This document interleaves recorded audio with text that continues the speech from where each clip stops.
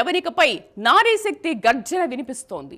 ఇది కేవలం రాజకీయం కాదు, మహిళల సాధికారతకు మనం వేస్తున్న బలమైన అడుగు అని సాక్షాత్తు ప్రధాని పిలుపునిస్తున్నారు. సరికొత్త చరిత్ర సృష్టిద్దాం, అందరూ సహకరించండి అంటూ మోదీ చేసిన అభ్యర్థన ఇప్పుడు దేశవ్యాప్తంగా సంచలనంగా మారింది. అయితే అడగందే అమ్మైనా అన్నం పెట్టదు అన్నట్లుగా దశాబ్దాలుగా పోరాడుతున్న మహిళలకు ఈ బిల్లుతో నిజంగానే న్యాయం జరుగుతుందా, లేక ఎన్నికల వేళ ప్రధాని విసిరిన ఈ అభ్యర్థన వెనుక ఏదైనా బలమైన రాజకీయ వ్యూహం ఉందా?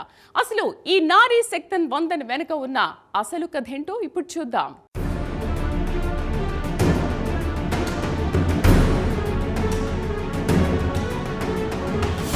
సమకాలీన రాజకీయ ముఖ చిత్రంపై మహిళా రిజర్వేషన్ బిల్లు ఒక పెను సంచలనంగా మారింది. రాబోయే అసెంబ్లీ ఎలక్షన్ టార్గెట్ గా సాగుతున్నటువంటి ఈ పొలిటికల్ వార్ ఇప్పుడు సరికొత్త మలుపులు తిరుగుతోంది.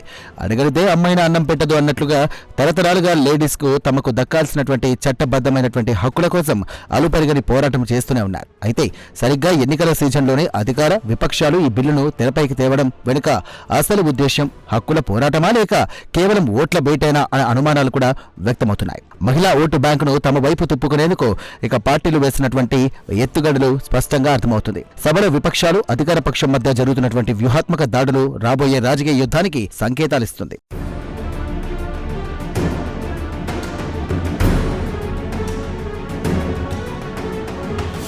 ఈ క్రమంలోనే ఎన్డీఏ సర్కార్ మహిళా రిజర్వేషన్ల అంశంపై అమాంతం దూకుడు పెంచింది. ఇది కేవలం పాలిటిక్స్ కాదని, మహిళల సాధికారతకు వేస్తున్నటువంటి బలమైన అడుగని అధికార పక్షం చెబుతోంది.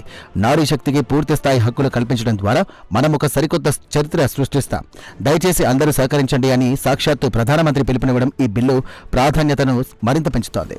ఒకవైపు రాజకీయం చేయవద్దంటూనే మరోవైపు బీజేపీ అగ్రనాయకత్వం తమ పార్టీ మహిళల నేతలతో ఇక ప్రత్యేక భేటీలు నిర్వహించడం తీవ్ర ప్రాధాన్యత సంతరించుకుంది. గ్రౌండ్ లెవెల్లో ఈ బిల్లు గొప్పతనాన్ని ప్రజల్లోకి తీసుకెళ్లడానికి మహిళా మోర్చా ద్వారా ఒక పక్కా యాక్షన్ ప్లాన్ అమలు చేస్తున్నారు. అయితే చట్టసభ సాక్షిగా దీనిపై విపక్షాలు సంధించే ప్రశ్నలను ఎదుర్కోవడానికి అధికార పక్షం ఏ రకమైన డిఫెన్స్ సిద్ధం చేసుకుందనేది ఇప్పుడు సర్వత్రా ఆసక్తి రేపుతున్నటువంటి అంశం.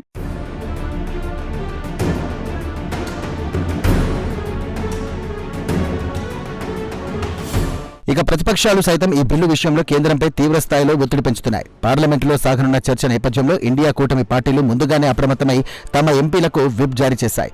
బిల్లులోని నిబంధనలపై, అమలు తేదీలపై పూర్తి క్లారిటీ కావాలంటూ కేంద్రానికి వరుస లేఖలు రాస్తూ విపక్ష నేతలు తమ గొంతును బలంగా వినిపించే ప్రయత్నం చేస్తున్నారు. బిల్లును తాము వ్యతిరేకించడం లేదని చెబుతూనే అందులోని లొసుగులను టార్గెట్ చేస్తున్నారు. పదే పదే లేఖలు రాయడం ద్వారా ప్రభుత్వాన్ని ఇరకాటంలో పెట్టాలనే అపోజిషన్ వ్యూహం ఇక్కడ స్పష్టంగా కనిపిస్తోంది. ఈ పరిణామాలు సభలో చర్చ ఎంత వాడివేడిగా జరగబోతోందో ముందే చెబుతున్నాయి. రాబోయే రోజుల్లో ఈ వ్యవహారం ఎటు దారితీస్తోందోనన్న సస్పెన్స్ కొనసాగుతోంది.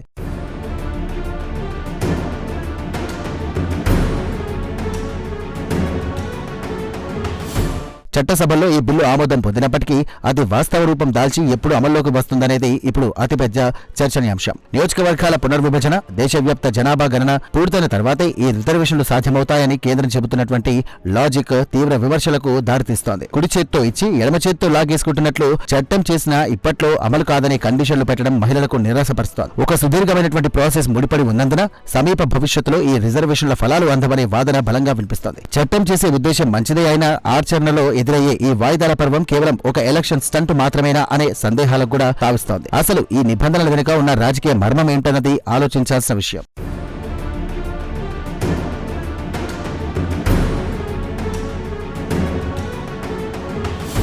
మహిళా రిజర్వేషన్లలో కేవలం సాధారణ కోటానే కాకుండా ఓబీసీ మహిళలకు ప్రత్యేక సబ్ కోటా ఉండాలన్నది విపక్షాల ప్రధాన డిమాండ్. సామాజిక న్యాయం పూర్తి స్థాయిలో జరగాలంటే అట్టడుగు వర్గాల మహిళలకు చట్టసభల్లో తగిన ప్రాతినిధ్యం కల్పించడం తప్పనిసరని ఇండియా కూటమి పట్టుబడుతోంది. ఈ లాజికల్ పాయింట్ తో ప్రభుత్వాన్ని ఇరుకుని పెట్టే యోచనలో ప్రతిపక్షాలు ఉన్నాయి. అయితే ఈ డిమాండ్ కు అధికార పక్షం కౌంటర్ ఇస్తోంది. ఇలా కులాల వారీగా సబ్ కోటాలు కేటాయిస్తే తీవ్రమైన రాజ్యాంగపరమైనటువంటి చిక్కులు వస్తాయని, బిల్లు అసలు లక్ష్యమే దెబ్బతింటుందని రాజకీయ పండితులు విశ్లేషిస్తున్నారు. రెండు వర్గాల వాదనల్లోనూ పస ఉన్నప్పటికీ ఈ ఓబీసీ కోటా అంశం బిల్లుకు మరింత బ్రేకులు వేసే ప్రమాదం ఉందనేది వాస్తవం. ఇదొక క్లిష్టమైన సామాజిక న్యాయపరమైనటువంటి సవాల్.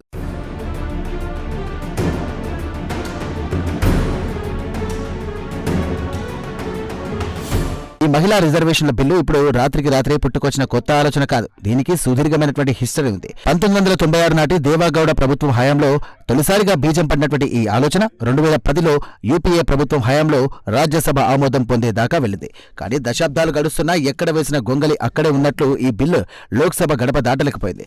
అప్పట్లో మిత్రపక్షాల ఒత్తిళ్లు, రాజకీయ సంక్షోభాల కారణంగా కోల్డ్ స్టోరేజ్లోకి వెళ్లిపోయినటువంటి ఈ అంశానికి ఇన్నేళ్ల తర్వాత మళ్లీ జీవం పోశారు. గడిచిన 30 ఏళ్లలో ఎన్నో ప్రభుత్వాలు వచ్చినా ఏ ఒక్కరూ ఈ మహిళా ప్రాతినిధ్యంపై చిత్తశుద్ధి చూపించలేదన్నది కాదనలేని నగ్న సత్యం. ఆనాటి పాత ఫైళ్లకు దుమ్ము దులవడం వెనుక తాజా పొలిటికల్ ఈక్వేషన్స్ బలంగా పనిచేస్తున్నాయని చెప్పాలి.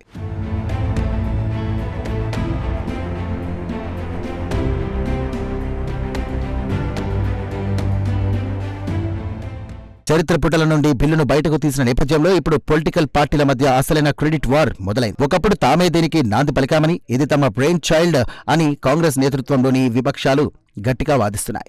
మరోవైపు అత్త సొమ్ము అల్లుడు దానం చేసినట్టుగా దశాబ్దాలుగా మీరు చేయలేని పనిని, అడ్డంకులన్నీ తొలగించి పూర్తి చేసినటువంటి ఘనత తమదేనని అధికార పార్టీ హైలైట్ చేసుకుంటుంది. మేము మొదలుపెట్టామని కొందరు, మేమే ఫినిష్ చేశామని ఇంకొందరు. ఇలా ఎవరికి వారు ఈ బిల్లు ఓనర్షిప్ కోసం పడుతున్నటువంటి తాపత్రయం అంతా ఇంతా కాదు. అల్టిమేట్ గా ఈ క్రెడిట్ వార్ వెనుక ఉన్న ఏకైక ఎజెండా వచ్చే ఎలక్షన్లో మహిళా ఓటర్ల సానుభూతిని క్యాష్ చేసుకోవడమే.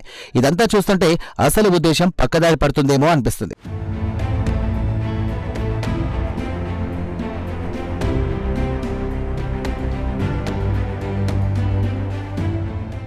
ప్రస్తుతం జరుగుతున్నటువంటి పరిణామాలు ఏవైనప్పటికీ ఇక జరగబోయే అసెంబ్లీ ఎన్నికల్లో మహిళలే డిసైడింగ్ ఫ్యాక్టర్ కాబోతున్నారు. దేశ రాజకీయాల్లో లేడీ ఓటర్లు ఇప్పుడు సైలెంట్ మెజార్టీగా మారిపోయారు. ఏ పార్టీ అధికారంలోకి రావాలన్నా, ఏ నాయకుడు గద్దెనెక్కాలన్నా వారి చేతుల్లోనే ఉంది. గెలుపోటములను శాసించే స్థాయిలో ఉన్న మహిళల మద్దతు కూడగట్టుకోకుండా ఏ పార్టీ కూడా సర్వైవ్ కాలేని పరిస్థితి నెలకొంది. అందుకే వారిని ఆకట్టుకునేందుకు రాజకీయ పక్షాలు తమ వ్యూహాలకు పదును పెడుతున్నాయి. దశాబ్దాలుగా ఓటు బ్యాంకుగా మాత్రమే పరిమితమైన సగం జనాభా ఇప్పుడు పాలిటిక్స్ లో గేమ్ చేంజర్స్ గా అవతరించడం నిజంగా ఒక సానుకూల పరిణామం. వారి ఆంక్షలను అర్థం చేసుకున్న వారికే భవిష్యత్తు రాజకీయ ముఖచిత్రం నిలదొక్కునే అద్భుతమైన అవకాశం కల్పిస్తుంది.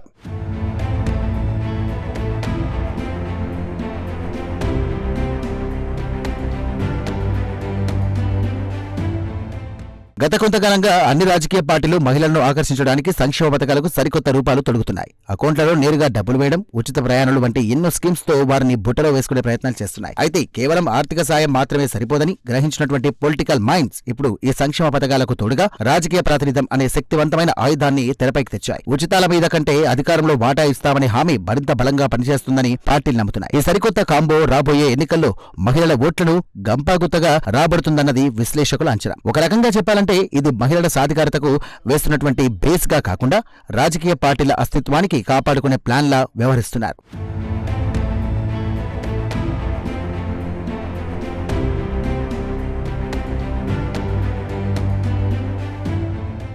చివరిగా చెప్పాలంటే మహిళా రిజర్వేషన్ బిల్లు ఒక చారిత్రక అవసరం అనడంలో ఎలాంటి సందేహం లేదు. కానీ దీని చుట్టూ అల్లుకున్న రాజకీయాలు చూస్తుంటే ఇది నిజమైన హక్కుల పోరాటమా, లేక కేవలం అధికారం కోసం సాగిస్తున్నటువంటి ఓట్ల వేటైనా అన్నది ప్రజలే డిసైడ్ చేయాలి. అధికార పక్షం క్షేత్రస్థాయిలో ప్రచారం చేస్తుంటే విపక్షాలు క్లారిటీ పేరుతో కేంద్రం మెడలు వంచే ప్రయత్నాలు చేస్తున్నాయి. విప్ జారీ చేయడం, సభలో హోరాహోరీ డిబేట్స్ కు సిద్ధపడడం చూస్తుంటే పార్లమెంట్ లో ఈ పొలిటికల్ డ్రామా క్లైమాక్స్ కు చేరినట్లే కనిపిస్తోంది. చట్టసభల సాక్షిగా జరగనున్న ఈ ఎపిసోడ్ మహిళల భవిష్యత్తుకు నిజమైన భరోసా ఇస్తుందా, లేక